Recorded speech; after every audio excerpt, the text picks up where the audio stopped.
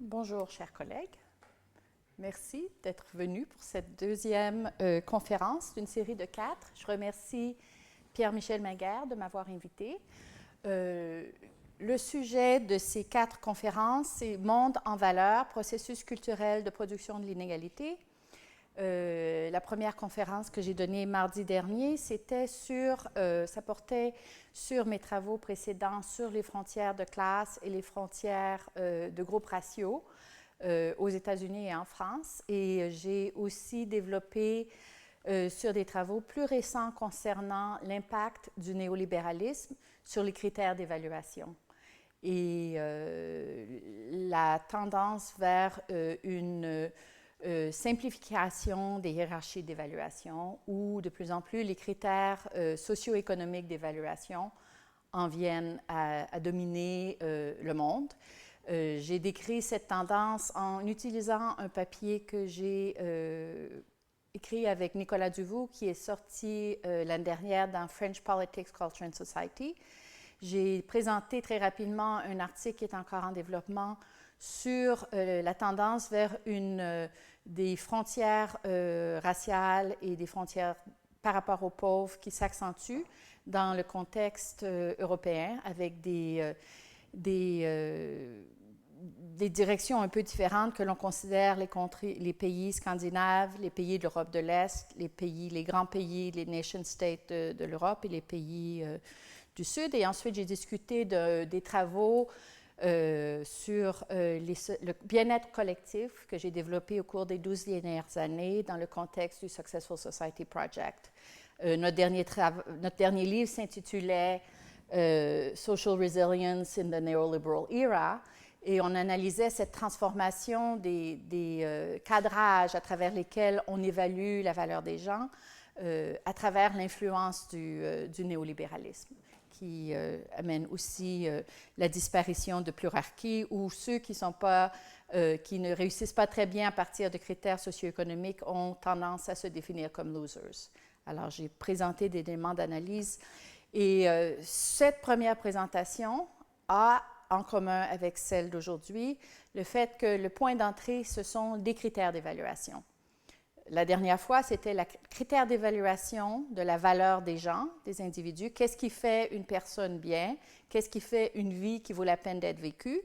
Aujourd'hui, on change un peu de perspective pour mettre l'accent sur les critères d'évaluation dans le monde universitaire, avec comme point d'entrée privilégié l'évaluation par les pairs.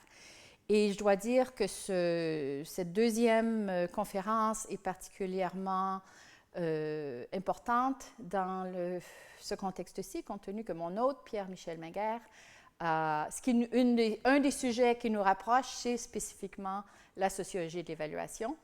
En préparation pour mon séjour ici, j'écoutais sa leçon inaugurale avec beaucoup de plaisir, où il explique bien comment l'activité d'évaluation accroît en importance. C'est central et a des caractéristiques spécifiques qui caractérisent l'évaluation dans le monde artistique et dans le monde intellectuel. Alors, c'est en continuant à travailler ce sujet et en m'inspirant partie de ce qu'il a fait que je vais développer aujourd'hui autour de 3 questions.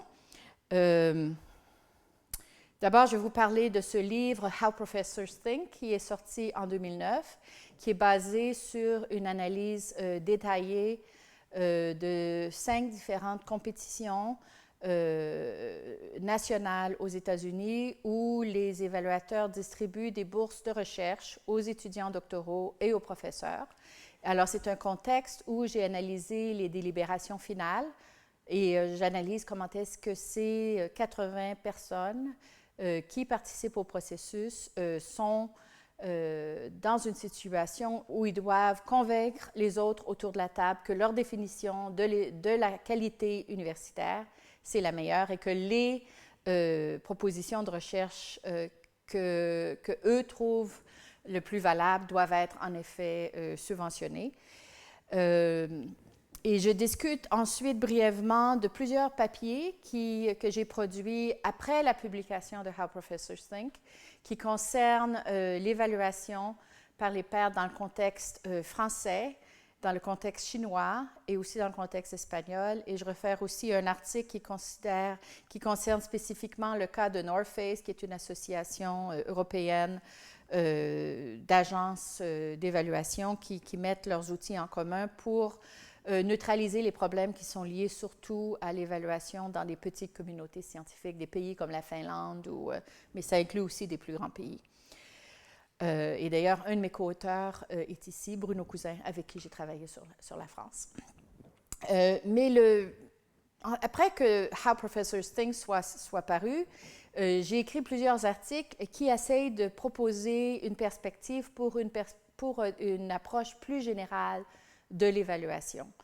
Et je vais ensuite vous développer un peu le cadre que j'ai proposé dans cet article, qui est aussi un article de synthèse, dans la mesure où cet article met en rapport la littérature française qui est sur les questions d'évaluation, qui a été très abondante au cours des dernières années, qu'on considère les travaux de Bourdieu, de Boltanski et Thévenot, de Latour et autres. Là, je parle des travaux qui ont été faits plus tôt, des travaux aussi du Centre de sociologie de l'innovation, Latour, Calon, et aussi les travaux qui sont sortis de la sociologie économique et de la sociologie culturelle aux États-Unis, qui sont des domaines d'études en expansion, en fait en explosion, dans le sens où ce sont des domaines où le sujet de l'évaluation est très central, mais c'est aussi des domaines qui étaient très marginaux dans la sociologie américaine, dans le milieu des années 80, quand moi j'ai immigré aux États-Unis, qui sont maintenant parmi les domaines d'études qui attirent le plus grand nombre, si on mesure par le nombre de membres qui font partie des sections de la sociologie de la culture, de l'American Sociological Association, où sociologie économique est aussi un domaine extrêmement dynamique. Et ce sont des domaines qui nourrissent cette sociologie d'évaluation, qui est un domaine transatlantique. Et malheureusement, beaucoup d'Américains ne savent pas du tout ce qui se passe ici, et vice-versa, beaucoup de Français ne connaissent pas du tout les travaux qui se font aux États-Unis sur ces sujets. À partir de cet article, j'ai développé un nouveau projet avec un postdoc qui a passé les 2 dernières années avec moi, Philippa Chung, qui étudie les fiction reviewers, les gens qui écrivent des comptes rendus pour le New Yorker, New York Review of Books, et elle s'intéresse spécifiquement à la question de comment est-ce que ces individus font leurs évaluations.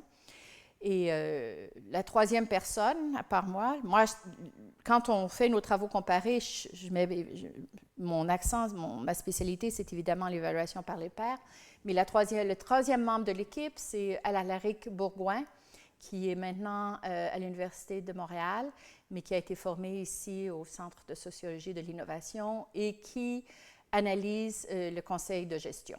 Alors, vous allez voir comment est-ce qu'on se sert de cette comparaison pour essayer de développer un programme plus cumulatif et plus comparatif dans l'étude de l'évaluation. Alors, je vais commencer par vous résumer un peu certaines des grands thèmes de How Professors Think. Je reconnais quelques collègues dans la salle qui ont déjà lu le livre. Alors, je m'excuse d'avance, mais on m'a bien dit, alors que je préparais ces conférences, que mon public, c'est un public général, et je vais donc introduire ce livre comme si vous ne l'aviez jamais lu. OK? Et je m'excuse pour les répétitions. Alors, ce qui me préoccupe avant tout dans ce livre, c'est d'analyser la façon, voici le livre, la façon dont les individus investis dans l'évaluation de la recherche s'y prennent pour déceler la qualité, comment ils la reconnaissent et se convainquent, eux-mêmes et les autres, qu'elle est bel et bien présente, s'ils pensent que le processus d'évaluation est juste, comment ils gèrent les différends entre les disciplines. Il y a des critères différents, mais c'est des groupes interdisciplinaires que j'étudie, ainsi que les défis propres à l'évaluation des projets interdisciplinaires ou des projets où des facteurs liés à la diversité sont importants. Que la personne qui demande les subventions enseigne, par exemple, dans un Small Liberal Arts en Arizona, c'est un facteur qui va peser. Alors, la question, c'est comment est-ce qu'on fait peser de tels facteurs en même temps qu'on se convainc qu'on essaie de trouver des formes d'excellence uniquement. Alors, C'est une culture très particulière que de mélanger ces critères d'excellence purement au niveau du projet avec des critères plutôt démographiques ou de diversité.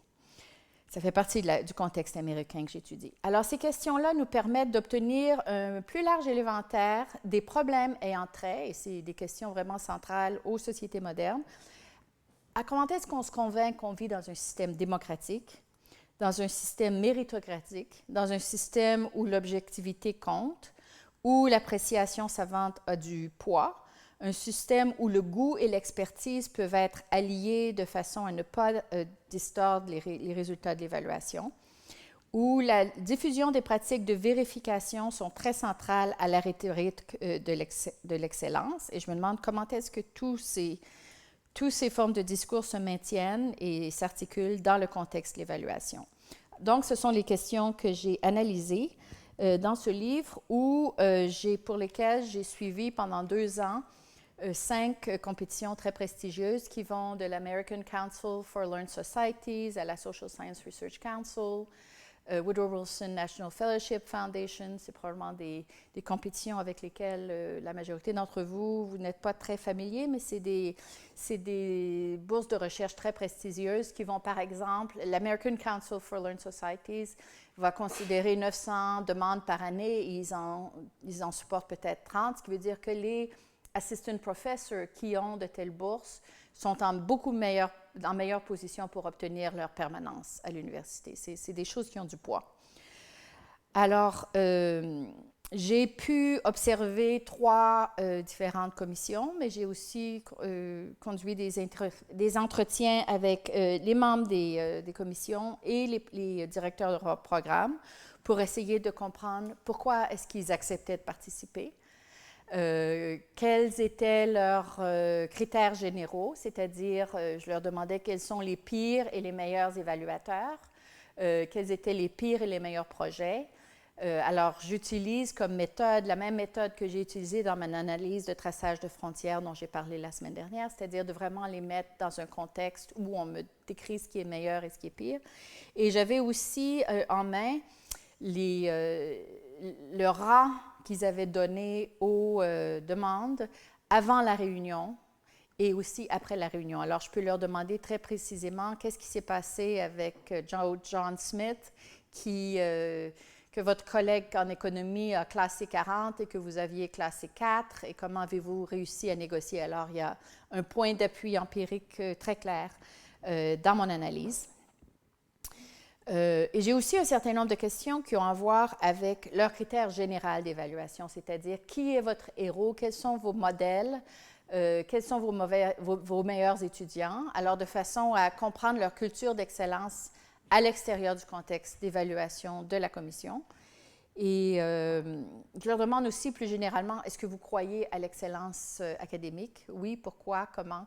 Alors, en posant de telles questions, j'ai été capable d'identifier des différences très importantes dans la façon dont les disciplines que j'analyse comprennent le rôle de l'excellence. Alors, l'analyse porte largement sur les sciences sociales et ce qu'on appelle aux États-Unis les humanities, les lettres. Alors, ça va des disciplines les moins positivistes, comme la philosophie, les lettres, c'est-à-dire literatures, anthropologie, sciences politiques, histoire, économie.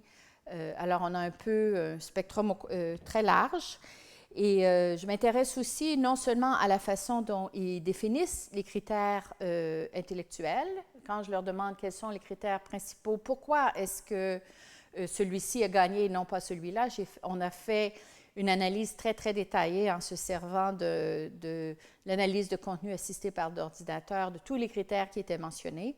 Et on est capable d'établir quels sont les critères principaux par discipline. On découvre que, par exemple, les critères les plus importants, ce sont les critères d'originalité et de portée intellectuelle et sociale, intellectual and social significance, mais que ces différents critères ont plus ou moins de poids selon les disciplines.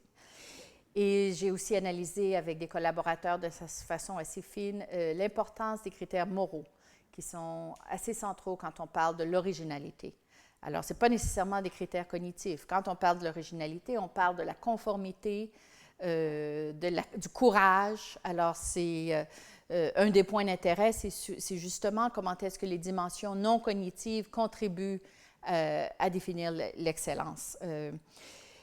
Dans la littérature sur l'évaluation par les pairs, dans les travaux de Merton, par exemple, il y avait toujours un peu la notion que les facteurs non cognitifs corrompent le processus d'évaluation.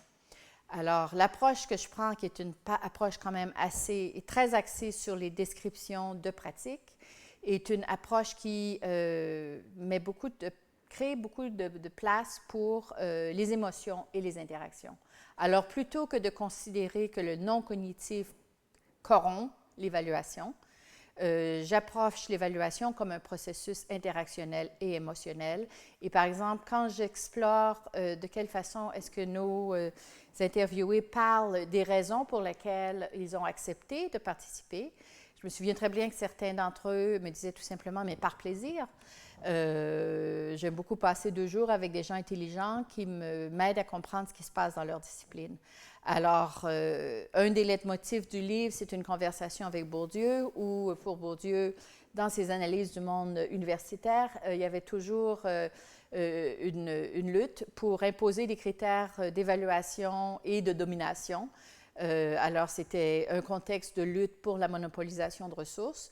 Dans mon analyse, je mets bien l'accent sur le fait que, dans certains cas, la monopolisation des ressources est importante, mais il y a beaucoup d'autres raisons pour lesquelles les gens participent, entre autres le besoin de confirmation de leur statut en tant qu'expert. L'univers dans lequel les chercheurs vivent, c'est quand même un univers où il y a beaucoup d'incertitudes concernant notre statut relatif. Alors, le fait qu'on leur demande de siéger pour décider de l'attribution des ressources, ça les conforte et cristallise pour eux l'accord intersubjectif sur la valeur de leur opinion.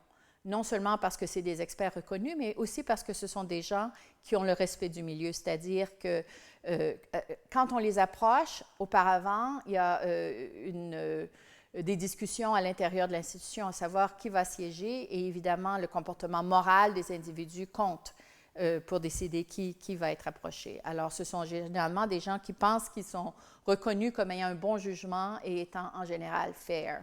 Et cette question de fairness est absolument cruciale à la légitimité du processus que je vais décrire.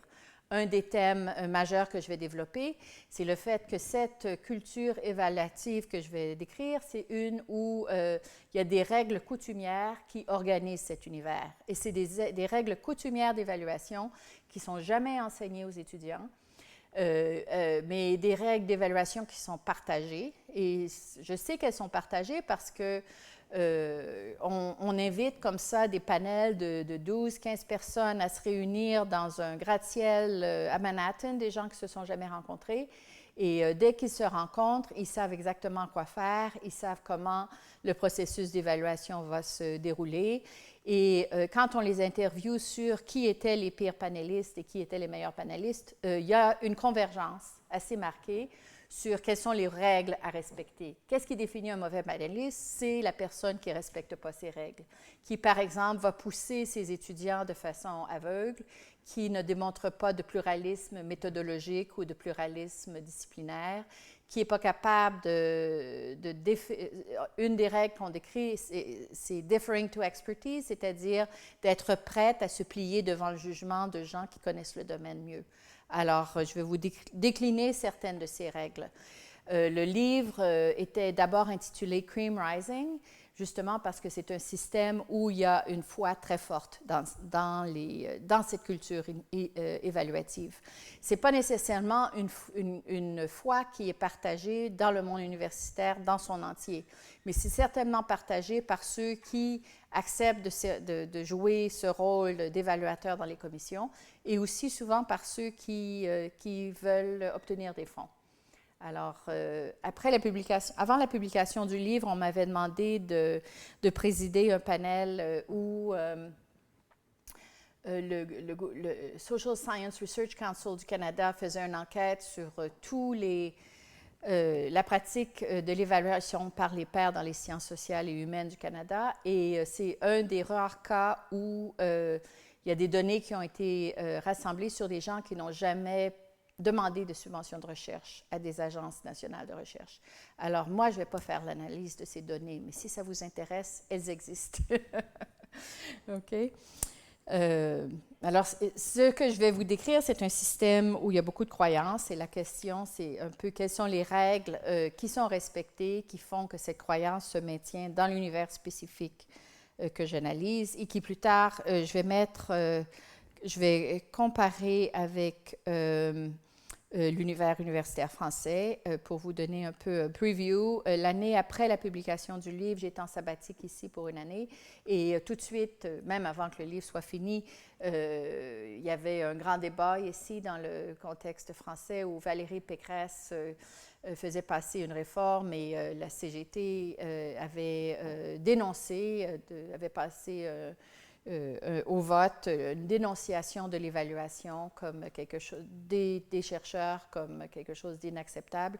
Alors, c'est vraiment un contexte où, surtout quand on le regarde par rapport au contexte américain, où le principe même d'évaluation et l'interférence, qui était perçu comme l'interférence de l'État dans les syndicats et l'affaiblissement des syndicats, est très partagé dans un contexte aussi de dénonciation du néolibéralisme. Alors que dans le contexte américain, quand on parlait d'évaluation, le mot néolibéralisme n'était jamais prononcé. En fait, c'est rare que le mot néolibéralisme est prononcé dans le contexte d'évaluation américaine. La dénonciation du New Public Management ou Audit Society, qui est très connu dans le contexte des universités européennes, est beaucoup moins fréquent dans le contexte américain. Alors,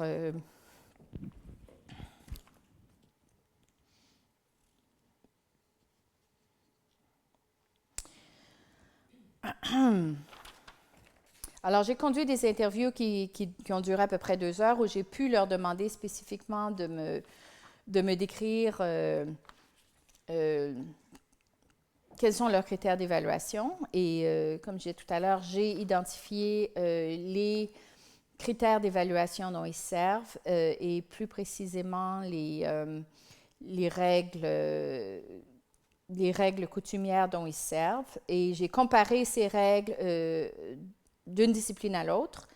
Et ce qu'on a découvert, c'est que the best of the best, ou la crème de la crème d'un universitaire dans un département d'anglais ou d'anthropologie ou chez un économiste, peuvent coexister.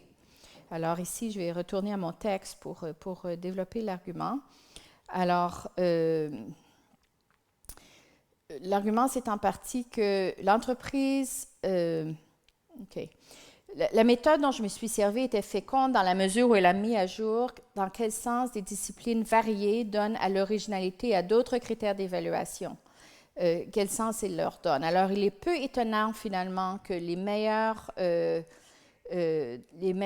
demandes de subvention des départements d'anglais ou d'anthropologie aient peu à voir avec ceux des économistes. Cela ne veut pas dire cependant que l'entreprise académique est en faillite ou dépourvue de sens, mais plutôt que les disciplines, et ça c'est vraiment un point clé, ne s'épanouissent pas dans les mêmes conditions et que les membres filtrent la qualité à travers des prismes différents. En d'autres mots, comme j'écris en anglais, they shine under different lights. Okay? Alors, c'est un argument ici contre l'écrasement des types d'excellence. L'idée que if disciplines shine under different lights, c'est un argument en faveur du pluralisme intellectuel et du pluralisme épistémologique. Les critères d'évaluation de la qualité et de l'excellence sont pondérés différemment et peuvent faire l'objet d'intenses conflits qui se font jour quand les hiérarchies sont menacées. Alors, par exemple, quand les économistes imposent leur propre hiérarchie aux autres sciences sociales. Alors, au moment où j'écrivais le livre, il y a Larry Summers, qui était alors le président de Harvard, qui avait publiquement et très explicitement fait une déclaration plaçant la science économique, sa propre discipline, tout au haut des hiérarchies des sciences sociales, ce qui avait vraiment fait scandale et ce qui a en partie amené qui a été forcé de démissionner de Harvard. Évidemment, il avait aussi fait des commentaires désobligeants sur l'inhabilité des femmes à faire des mathématiques, mais ses déclarations sur la hiérarchie des disciplines n'avaient pas aidé. Alors, How Professors Think intervient au cœur des débats sur la diversité épistémologique dans les sciences sociales. Une fois de plus, l'un des leitmotifs est que ces disciplines s'épanouissent dans des conditions différentes, sont bonnes à traiter des questions différentes et qu'il vaut mieux qu'elles se placent sur des matrices différentes, précisément parce que leur objet diffère radicalement. Alors ici, on revient aux questions de la plurarchie qui était centrale à la première conférence et qui est un peu le fil conducteur des 4 conférences. En effet, cela implique que l'excellence et la diversité, ici la diversité épistémologique, n'est pas antinomique. Alors ça ici, c'est en parenthèse. Pendant que j'écrivais le livre, on m'avait aussi chargé dans la Faculty of Arts and Sciences à Harvard de développer, j'étais en charge de conseiller le doyen sur, ça s'appelait Diversity and Professional Development. Alors c'est la promotion de la diversité pour qu'on engage un corps professoral plus divers, mais aussi la création de programmes de mentorat pour les professeurs. Et il y a beaucoup de professeurs dans certaines disciplines très classiques, comme classique, philosophie, mathématiques, qui croyaient que prendre en compte des facteurs de diversité, ça allait nécessairement amener à une grande médiocrité. Alors, c'était vraiment une bataille de tous les jours dans l'université, et c'est d'ailleurs une bataille de tous les jours. Alors que je me souviens, à cette époque, d'avoir visité Stanford, et un des mottos, c'était « Diversity and excellence go hand in hand ». Alors, la question de la position des présidents de l'université dans ce contexte et de quelle façon que l'articulation de excellence et diversité est faite au niveau du leadership fait une très, très grande différence. Alors, le pluralisme intellectuel permet la coexistence de formes variées et complémentaires d'excellence. En d'autres mots, la sociologie, l'anthropologie et l'économie devraient pouvoir coexister pacifiquement, en partie parce que chaque discipline dispose d'un ensemble d'outils d'analyse qui leur permettent de s'atteler à différents aspects de la réalité avec des angles différents et complémentaires. Alors, un des arguments que je vais développer dans la 4e conférence, qui porte précisément sur les processus culturels, c'est que les sociologues doivent s'attaquer aux questions pour lesquelles on est uniquement équipé, y compris l'analyse des processus culturels. Alors, cette conférence-ci porte sur les questions d'évaluation, mais la semaine prochaine, je vais parler de stigmatisation et de racialisation. Et dans la dernière conférence, je vais ramener ces différents processus culturels et je vais les comparer pour voir comment est-ce qu'ils opèrent pour ouvrir de nouvelles pistes de recherche pour l'analyse de l'inégalité. Ici, je parle en tant que sociologue qui vit dans une ville où il y a le National Bureau of Economic Research et le département d'économie de l'Université de Harvard et de MIT, où les économistes sont extrêmement dominants et où les autres sciences sociales se sont toujours mises en posture où elles doivent se justifier et on dit aux sociologues « Oh, vous faites l'analyse de réseau et nous, on s'occupe du reste ». Alors, c'est vraiment un contexte maintenant dans les sciences sociales américaines où il y a en anglais, tug of war, une compétition féroce à savoir quel est le terrain qui reste pour les autres sciences sociales. Et c'est pour ça que je prends une position quand même très ferme sur la question de l'importance qu'on joue, nous les sociologues, sur un terrain où on est uniquement équipé, où on peut étudier des phénomènes pour lesquels les autres disciplines ne sont pas équipées, surtout dans un domaine où les randomized control trials, il a fallu que je cherche sur Google comment traduire randomized control trial, essais contrôlés randomisés sont de plus en plus dominants comme critères par lesquels on établit ce qui existe et ce qui n'existe pas. Donc, je réitère l'importance des hiérarchies et des plurarchies. Bien entendu, les disciplines rivalisent plus ou moins, effectivement, pour atteindre l'hégémonie avec le résultat que nous savons, le cas de l'économie que je viens juste de mentionner, mais dans ma recherche, je revendique un espace distinct pour la sociologie, comme je viens de le mentionner. Alors, étant donné l'entremêlement des critères dans les cultures disciplinaires, une approche pragmatique de l'évaluation, qui est ce que je développe, reconnaissant que le processus d'évaluation n'est pas linéaire et nécessaire. Typiquement, Les évaluateurs comparent différents ensembles de propositions ayant certaines caractéristiques communes. Alors, je me souviens d'un cas où on a mis ensemble toutes les propositions qui concernaient des auteurs noirs non canonisés. Et ils étaient comparés les uns aux autres avec le présupposé qu'on n'allait pas tous les subventionner, donc il fallait trouver le meilleur. Il y a d'autres compétitions où on assemble, on passe à travers la liste selon l'ordre alphabétique, plutôt que de les organiser par sujet, par méthodologie, par aire géographique. Alors, il y a différentes façons de créer des bundles, des comparands, l'univers de comparaison qui va déterminer comment est-ce que les rankings ou les ratings vont être réalisés. Alors, les évaluateurs sont mus par le défi pratique d'éliminer le plus de propositions possibles. Ils se ramassent avec des centaines. Alors, le but, c'est « let's eliminate ». Ce n'est pas nécessairement de trouver le meilleur, c'est de se débarrasser de tout ce qu'on peut pour voir qu'est-ce qui va survivre. C'est une logique qui est très, très différente de ce que les doctorants ou les applicants s'imaginent. Ils pensent qu'on choisit les meilleurs. En fait, on choisit le moins pire. Parce qu'il y a trop d'informations, il faut trouver des raccourcis, il faut pouvoir réduire le nombre d'heures qu'on va y passer de façon à ce que les gens puissent prendre leur avion après 2 jours. C'est un problème très pratique. Cette entreprise d'évaluation est très, très compliquée et extrêmement prend beaucoup de temps. Alors, il faut essayer de résoudre le défi. Alors, souvent, dans ces pratiques d'évaluation, les évaluateurs sont assez incohérents dans leurs pratiques, c'est-à-dire qu'ils ne sont pas du tout consistants dans les critères dont ils vont se servir.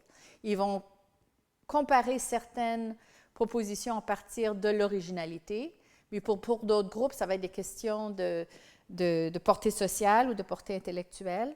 Et il y a une dimension cognitive assez incohérente, compte tenu que cette évaluation se déroule au cours d'une journée ou 2. Alors, c'est très difficile de toujours maintenir un même focus. Donc, certains critères sont un peu aléatoires et indéfendables, mais malgré les imperfections du système que tous reconnaissent et le fait qu'ils soient conscients des contraintes pratiques du travail d'évaluation, la plupart des évaluateurs que j'ai considérés considèrent que le système marche.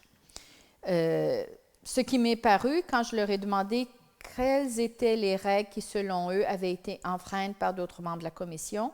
Et ils m'ont décrit en réponse à ma question portant sur le plus mauvais des mondes, cette question des règles coutumières vers laquelle je me tourne maintenant. Alors, quelles sont ces règles coutumières? Une première règle, c'est celle du pluralisme disciplinaire. Ce sont des panels multidisciplinaires. Alors, si on insiste pour imposer les critères de cette discipline aux autres panélistes, on ne se fait pas d'amis. Alors, par exemple, un économiste qui insisterait que les demandes de subventions qui viennent de disciplines moins consensuelles sont inférieures, évidemment, il va avoir beaucoup de problèmes à convaincre les autres que son évaluation doit être respectée. Il faut d'abord démontrer le respect qu'on a pour les autres disciplines, avoir une certaine ouverture d'esprit. Ensuite, il y a la règle de déférence disciplinaire. Alors, il y a un cas de conflit où il y avait 2 femmes qui faisaient Women's Studies qui étaient très critiques d'un philosophe qui voulait que le panel supporte un projet qu'elles jugeaient logocentriste. Alors, elles se sont opposées. Et le philosophe qui faisait partie du panel était très choqué qu'on ne mette pas plus de poids à son jugement. Alors, il a décidé de ne pas déjeuner avec les autres membres du panel. Et le programme officer a dû aller lui parler et le convaincre que oui, les gens respectent bien son opinion et qu'on honore son expertise, etc. Alors, c'est un exemple du genre de tensions qui sont créées quand cette règle de déférence disciplinaire n'est pas respectée. D'autres normes seraient la norme de pluralisme méthodologique. Une norme en particulier qu'on a identifiée, à laquelle je ne m'étais pas attendue au départ, c'est une norme qu'on a appelée contextualisation cognitive, qui veut dire qu'on n'applique pas, si par exemple on a une ethnographie qui est faite en sciences politiques, on n'applique pas les mêmes standards d'ethnographie que si c'est une demande de subvention qui vient de l'anthropologie, simplement parce que l'ethnographie en anthropologie et en sciences politiques n'est pas pratiquer de la même façon. Il faut donc utiliser des critères qui sont le plus appropriés pour la discipline de la personne qui demande les subventions. Okay? Alors, c'est quasiment au niveau de l'habitus. C'est à force de contribuer, de participer dans des commissions qu'on apprend comment faire le travail de façon à ce que les autres contributeurs nous perçoivent comme étant des évaluateurs légitimes. Alors, il y a vraiment une dimension d'expérience. En même temps, la culture qui prévaut, c'est une culture démocratique. Et l'idéal, c'est un peu un idéal habermasien où on se retrouve autour de la table en tant qu'expert ou en tant que connaisseur, dirais-je plutôt, et où on partage nos opinions et on essaye de se convaincre l'un et l'autre que notre cadrage de chaque demande est la meilleure. Alors, c'est vraiment framing war, si vous voulez, une position de type de cadrage qui sont parfois incompatibles. Et que je sois un prof à Harvard ou que je sois un homme de 70 ans, importe peu, c'est le critère de la raison qui est censé dominer. Évidemment, au niveau pratique, l'expérience, l'âge, la seniorité, le prestige de l'université où on enseigne compte, mais on ne peut pas se pointer et dire « je suis un prof de Harvard, faites ce que je veux », parce qu'à ce moment-là, évidemment, on perd toute légitimité. Alors, la question, c'est comment on maintient sa légitimité tout en étant capable d'influencer l'évaluation telle qu'elle est conduite. Alors,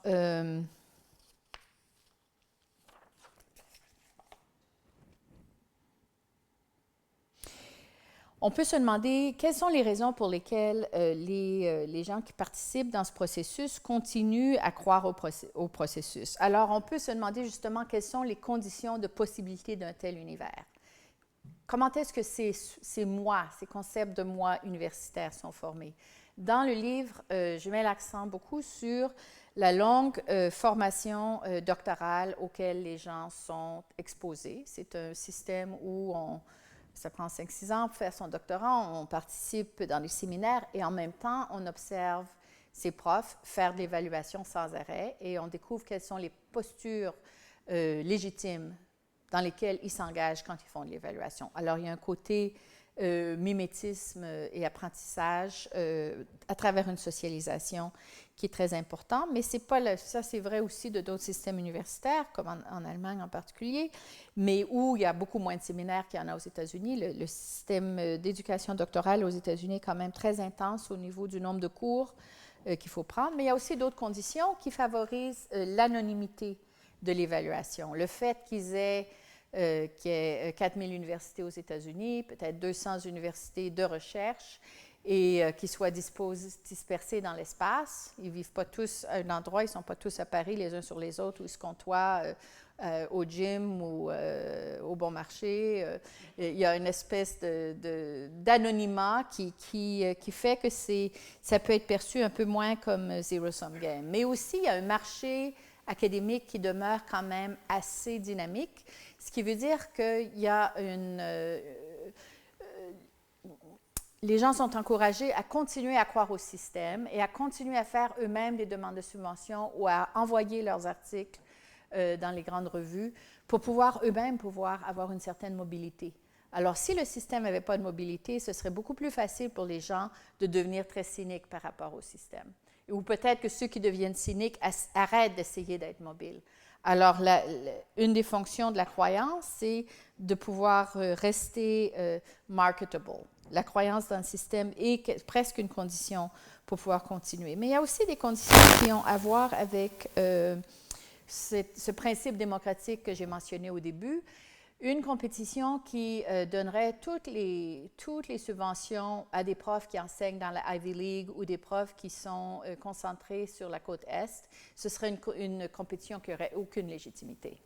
Tout simplement parce qu'il y a le présupposé que l'excellence est distribuée à travers la nation et qu'elle est présente non seulement dans les universités d'élite, mais aussi dans les universités publiques.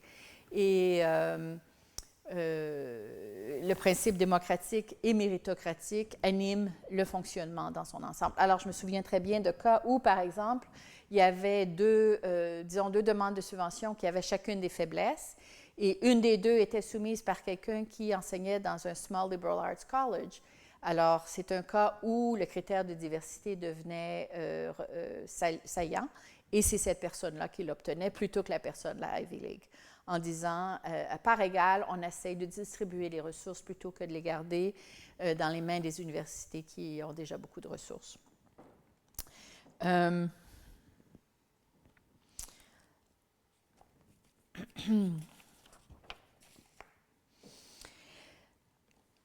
Il y a aussi un facteur politique qui est que les institutions universitaires ont un haut niveau d'autonomie, ce qui veut dire que c'est beaucoup plus difficile pour les technocrates de s'ingérer dans le processus d'évaluation.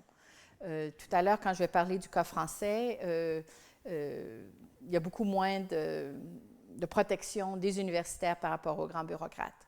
Alors que de voir des évaluations renversées par un président de l'université qui va intervenir, ce serait extrêmement mal vu, et parce que ce serait de violer le principe même de l'évaluation par les pairs. Alors là, il y a des différences de pratiques d'évaluation qui sont aussi très, très différentes. Alors, je ne veux pas quand même vous donner une description agéographique de l'évaluation par les pairs telle qu'elle est pratiquée aux États-Unis, dans la mesure où il y a quand même beaucoup de monde qui critique son manque de fiabilité, son manque de constance ou de good old boy culture, qui est perçu comme déterminant un certain nombre de résultats, qui est générateur d'inégalités et qui concerne directement la question du respect des règles coutumières. Alors, en effet, l'univers de l'évaluation par les pairs fonctionne vraiment en vase clos et est très peu connu et très peu compris. C'est en partie pour ça que j'ai écrit le livre. Ceux qui sont présents dans la salle de délibération savent ce qui s'y passe. Les tensions internes sont caractéristiques de ce monde. Tous les évaluateurs sont pris dans des réseaux interpersonnels. Ils ont des étudiants, ils ont des collègues, ils ont des amis qui existent dans des milieux souvent assez réduits, par exemple dans des sous-champs ou dans des sous-spécialités. Il leur est fréquemment demandé de juger le travail d'individus avec qui, par nécessité, ils n'ont qu'un faible degré de séparation. Alors, leur compréhension de ce qui définit l'excellence est quelque peu contingente sur l'environnement culturel, institutionnel et disciplinaire dans lequel ils existent. Ils ne sont pas le Saint-Esprit, ils ne peuvent pas sortir de ces réseaux, c'est impossible. Mais en même temps, ils peuvent, compte tenu une des règles coutumières principales, c'est ce que j'appelle bracketing personal interest. Alors, on ne peut pas, il y a des critères où on doit s'abstenir quand, par exemple, nos propres étudiants sont évalués ou nos collègues dans notre université. Mais si un de mes meilleurs amis enseigne à Berkeley, je ne suis pas forcée de dire « c'est mon meilleur ami, je ne vais pas me prononcer ». Alors, la liste des conditions sous laquelle il faut s'abstenir n'est pas très développée. Et il y a beaucoup, si l'étudiant de mon meilleur ami est évalué et que personne ne sait qu'en fait j'ai cette relation, je ne suis pas obligée. Alors, si je voulais faire, ce que je n'ai d'ailleurs pas fait, faire une liste de recommandations qui sortent de mon étude, ça serait certainement une des recommandations que de créer une liste beaucoup plus exhaustive et explicite des conditions sous lesquelles on peut limiter l'effet de le network embeddedness, qui est quand même assez présent. Alors, l'appréciation savante et l'expertise sont facilement liées à l'homophilie, car les évaluateurs définissent souvent comme excellence ce qui leur parle le plus ou ce qui est plus comme eux. En fait, j'ai des interviewés qui disent exactement ça.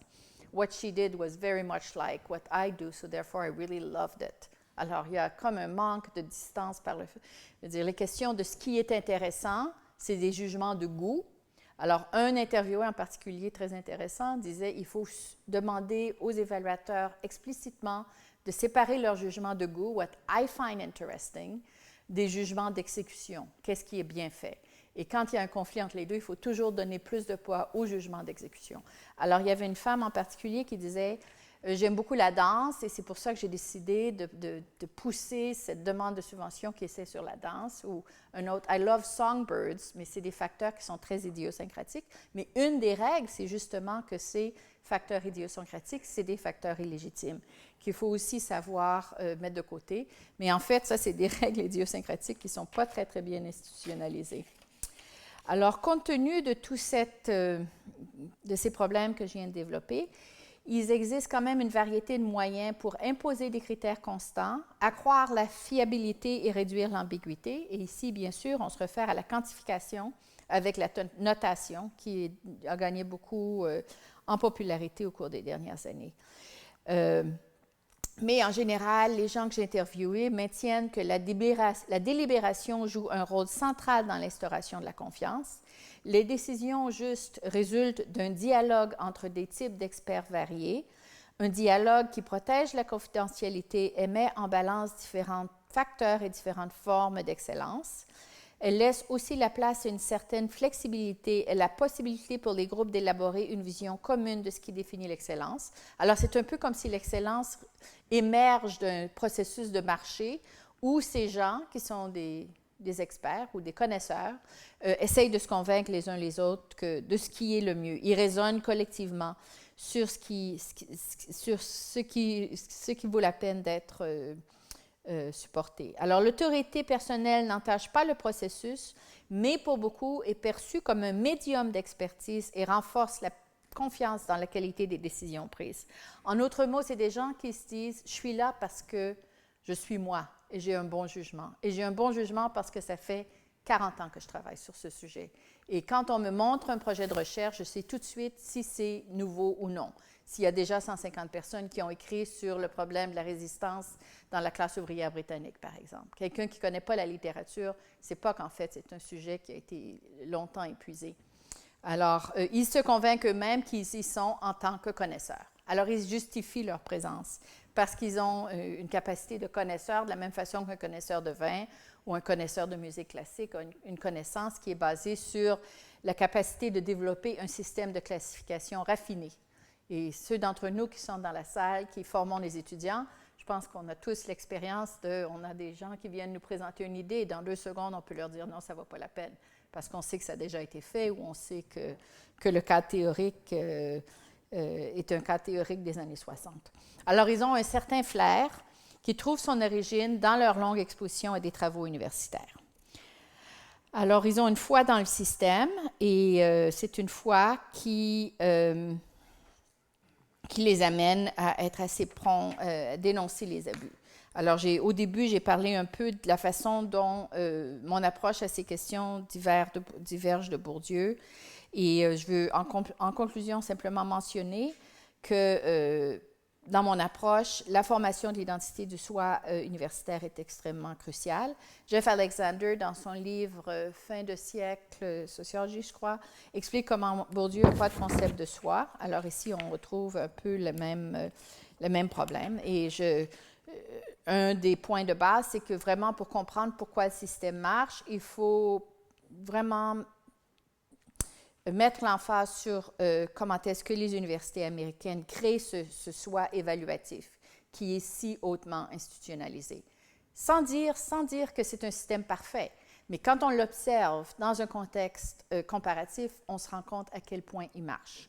Et là, ça m'amène à me tourner rapidement aux différentes études comparatives rapides que j'ai conduites avec des collaborateurs. Et c'est tous un peu occasional papers. Ben, le deuxième, c'est quand même un papier qui a beaucoup plus de poids. Les autres, c'est un peu occasional pieces. Vous voyez, le premier avec Bruno a 4 pages. Alors, ce n'est pas des études en profondeur, mais c'est quand même des réflexions sur les caractéristiques distinctives des autres systèmes. Alors, dans le contexte français, au moment où Bruno et moi, on écrivait comparant un peu les résultats de How Professors Think avec le contexte français, Madame Pécresse, la ministre de l'Éducation supérieure de la Recherche, est en train d'imposer une réforme importante, officiellement destinée à améliorer le classement international des universités françaises, particulièrement de Shanghai.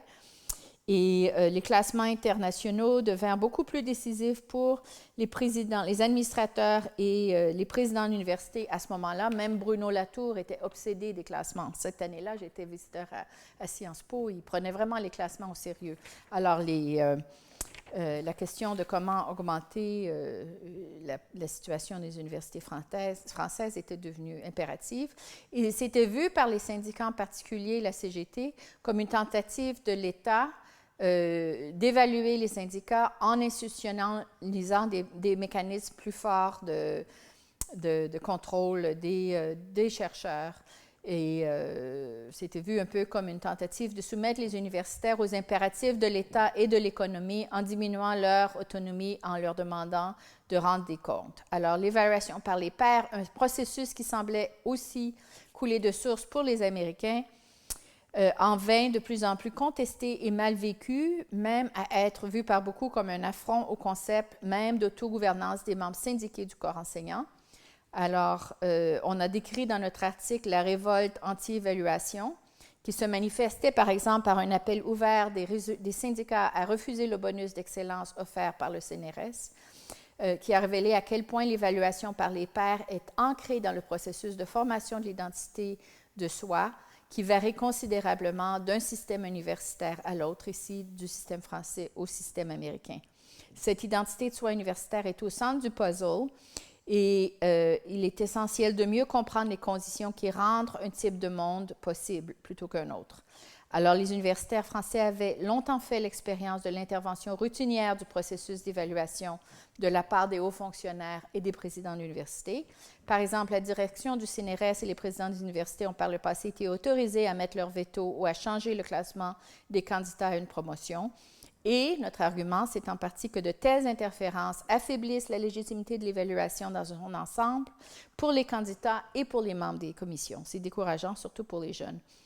De telles interventions renforcent la perception que le processus d'évaluation est une farce ou porte la marque de décision politique et ça touche au cœur de la légitimité de l'évaluation universitaire et ça contribue à aggraver le cynisme ressenti vis-à-vis cette dernière. Et bien entendu, une part du cynisme est aussi présente dans le contexte américain, mais qu'on s'en réjouisse ou non, il y a beaucoup moins de syndicats, les syndicats sont plus faibles, il n'y a pas de syndicats aussi puissants que la CGT qui sert de contrepoids à invalider l'idée de l'évaluation. De plus, il y a la critique politique du néolibéralisme et de la Audit Society qui est beaucoup plus centrale ici. Ces facteurs convergent pour maintenir une plus grande foi dans la méritocratie aux États-Unis et plus particulièrement dans l'évaluation du mérite comme aspect essentiel du fonctionnement du système supérieur d'éducation et de la recherche. Alors là, je vais aller très vite parce que je me rends compte que le temps court. Je vais vous dire très rapidement ce que ces divers articles, ces diverses analyses ont fait. Dans le cas de l'article avec Katri Utoniemi, on a comparé des panels de scientifiques avec des panels des sciences sociales. Et ce qu'on trouve, c'est simplement que les scientifiques ont beaucoup moins tendance à appliquer cette règle de cognitive contextualism. Ils pensent que ou quelque chose est vrai ou n'est pas vrai. On ne joue pas avec les méthodes d'évaluation. Alors, ils ont une conception plus rigide des critères. Ils sont beaucoup moins ouverts au pluralisme de critères d'évaluation. Et ils ont aussi...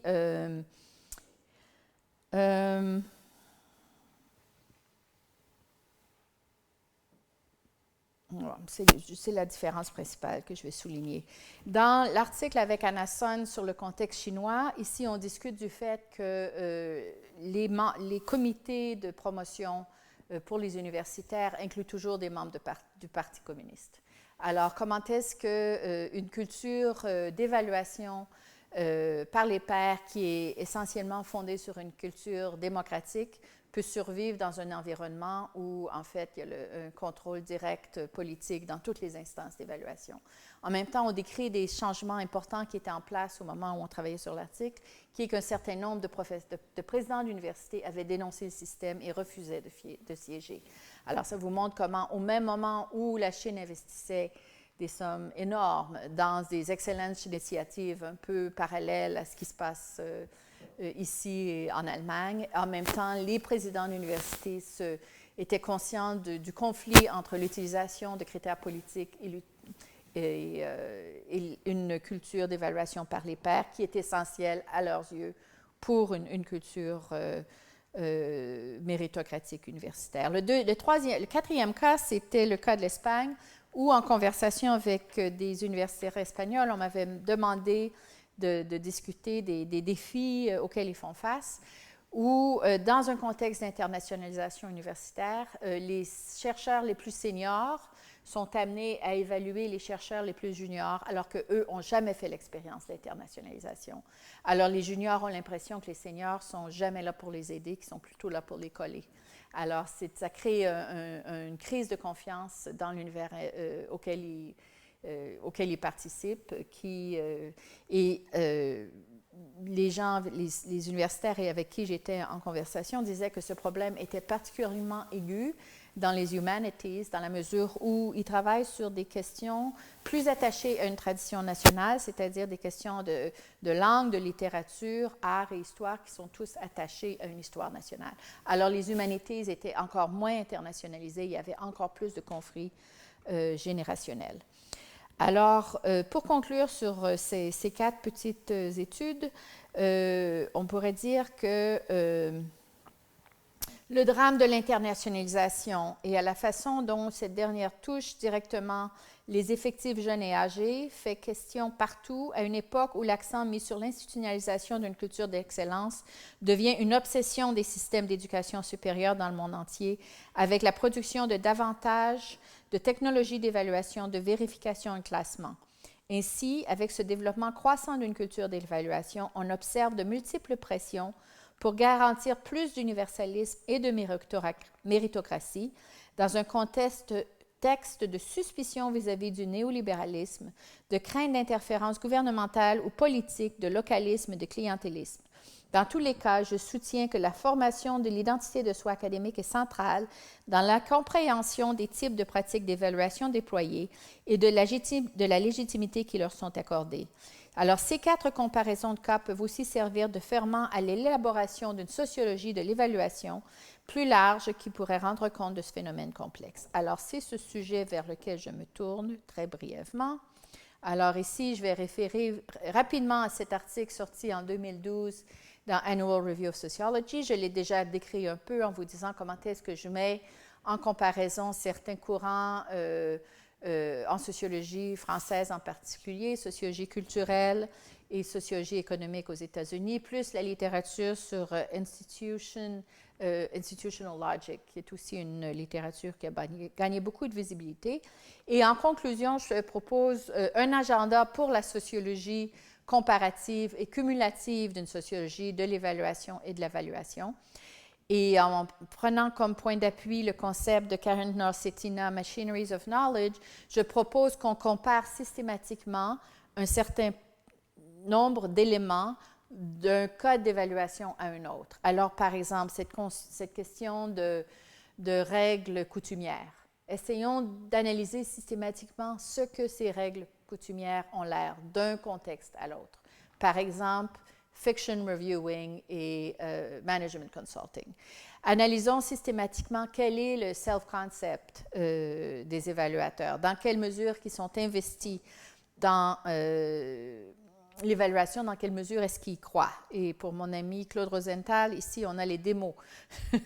Quels sont les supports techniques dont ils se servent pour démontrer la valeur? Par exemple, les consultant managers, ils ont des grilles très développées dont ils se servent, des grilles qui sont formalisées et qui limitent ou qui cadrent énormément leur capacité de se prononcer. Alors que dans le cas de l'évaluation de la critique littéraire, évidemment, c'est un travail artistique, ils ont licence complète.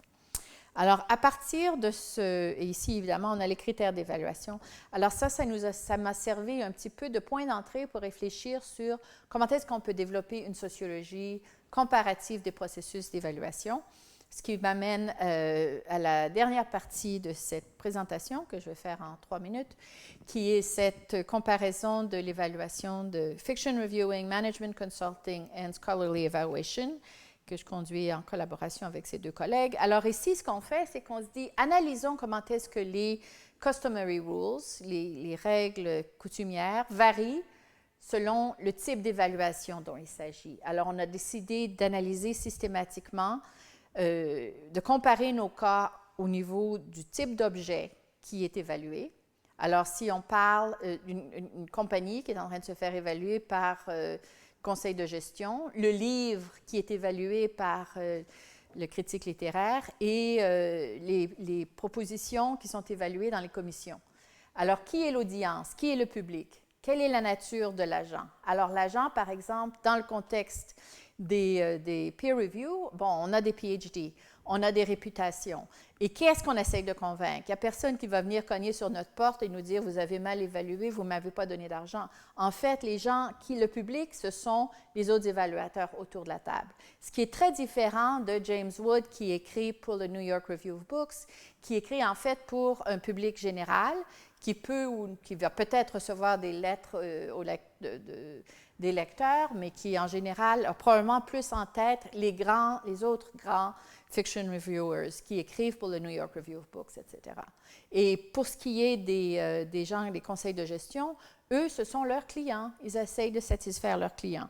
Alors, on a des contextes qui sont très différents, tant pour ce qui est de l'objet, des caractéristiques de la personne qui fait l'évaluation, le degré auquel ils doivent avoir des credentials, le processus par lequel ils sont qualifiés comme évaluateurs et quelles sont les caractéristiques de l'audience. Et aussi, en plus, nos comparaisons, c'est à travers différents domaines de travail. Alors ici, on a un peu la description rapide des caractéristiques de ceux qui travaillent dans le domaine de la fiction. Et comme les peer reviewers que je vous ai décrits tout à l'heure, ce sont des gens qui se définissent par leurs caractéristiques en tant que connaisseurs. Ils lisent tout.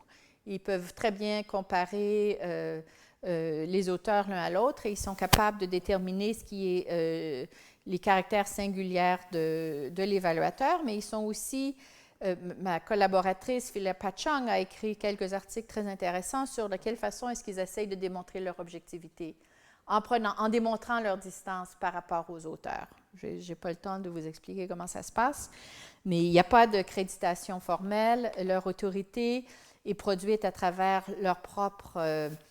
leurs écrits, plus ou moins, et le fait qu'on leur demande de façon régulière de contribuer. Alors, c'est un... Et je décris ici leur public.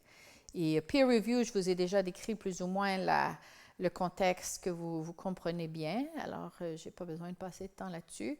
Et le contexte des conseils de gestion, alors là, c'est un service qui est donné et il n'y a pas d'accréditation formelle et l'autorité est faite à travers la codification de l'évidence. Alors, la subjectivité de l'évaluateur est plus ou moins effacée, alors que c'est tout à fait le contraire dans le cas de fiction reviewers.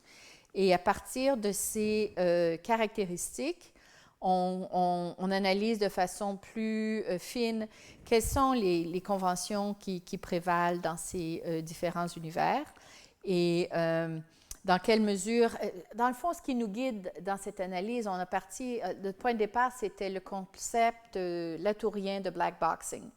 Quel est le processus par lequel l'évaluation devient tout à fait légitime et ne peut pas être questionnée? Est-ce que ça se produit? Alors, qu'est-ce que les management consultants ils font pour convaincre leur public, leurs clients, que l'évaluation est la bonne?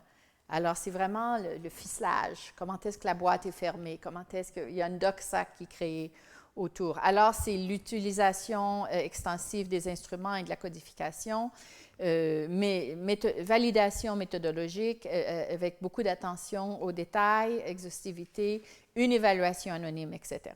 Alors que dans le cas des critiques littéraires, ça a beaucoup plus à voir avec leur évaluation personnelle et il n'y a pas d'absence, il n'y a pas de contrôle extérieur et il y a une démonstration de leur propre connoisseurship, etc. Alors, c'est là où on en est pour le moment. C'est encore, comme je disais tout à l'heure, c'est encore un article qui est en voie d'élaboration. Pour vous dire la vérité, la question qui nous arrête pour le moment, c'est à savoir si on doit les mettre, les 3 cas, sur un continuum aussi, en fait, ce qu'on a, c'est un triangle avec 3 configurations bien différentes. Alors moi, je pense que c'est plutôt un triangle qu'une question de plus ou moins... C'est pas qu'ils sont plus ou moins ficelés, c'est plutôt qu'ils sont ficelés différemment. Alors, c'est les dernières revisions qu'il faut qu'on fasse à l'article avant de le soumettre pour vous donner les détails de notre Inside the Sausage Factory, notre production du savoir telle qu'elle se vit au jour le jour. Alors, je vais m'arrêter ici. Je vais tout simplement vous dire que, ah oui, ça c'est le papier qui va inspirer la dernière présentation où je rassemble les questions d'évaluation, de stigmatisation, de racialisation pour essayer de fléchir de façon plus générale sur comment est-ce que ces processus qui sont tous, comme on dit en anglais, pregnant with meaning, c'est-à-dire ce sont des processus où la signification est absolument centrale, contribuent à la reproduction des relations d'inégalité. Et ce qu'on propose, ce que je vais vous proposer, c'est que si on pense, on réfléchit à d'autres processus d'inégalité qui ont été étudiés ad nauseam dans la littérature, domination, exploitation, c'est évidemment aussi des processus où la signification est centrale. Mais quand on parle de l'évaluation, de la stigmatisation, ce sont des processus où l'intersubjectivité est de prime abord. Alors que si on se souvient de l'exploitation chez Marx, il le décrivait comme processus objectif d'expropriation, d'appropriation. Alors évidemment qu'il y avait de la signification, mais c'était décrit comme un processus objectif. Alors, c'est un peu sur ces questions-là sur lesquelles je vais conclure, mais avant d'y arriver, la semaine prochaine, je vais vous parler de ce grand projet qui est presque terminé, qui va être, j'espère, envoyé chez l'éditeur dans 2 semaines, qui est sur la stigmatisation et la discrimination aux États-Unis, au Brésil et en Israël. Alors, j'espère qu'en vous décrivant comme ça très rapidement où je m'en vais, vous pouvez voir un petit peu la cohérence du projet. Et de quelle façon est-ce que ces 4 conférences sont en fait articulées autour de cette question de monde en valeur, dans des univers qui sont en fait pas très commensurables, sauf pour le fait que ce sont tous des valeurs, des mondes où les questions d'évaluation sont déployées. Par des agents qui sont très différents et qui vivent des contraintes très différentes. Alors, la question théorique plus générale, c'est comment est-ce que ces contraintes s'exercent. Alors, une partie du papier avec Philippa et Alaric que je ne vous ai pas présenté, c'est sur les théories des contraintes. Il y a au moins 5 ou 6 façons de penser au processus par lequel l'action sociale est enabled and constrained. Alors, on peut penser, par exemple, au cas de enablement, le fait qu'une théière, le fait que ça a une hanche et un bec, it enables the pouring of the water. Alors, c'est le cas où la structure de ce qui produit l'action rend l'action possible. Alors, il y a toutes sortes de façons de réfléchir sur le processus de causalité qui est en place. Et c'est un peu cette perspective de quelle façon est-ce que les processus culturels permettent, forment, créent des conditions pour l'inégalité, qui est le thème qui traverse ces 4 conférences, qui ont une certaine cohérence malgré tout. Merci.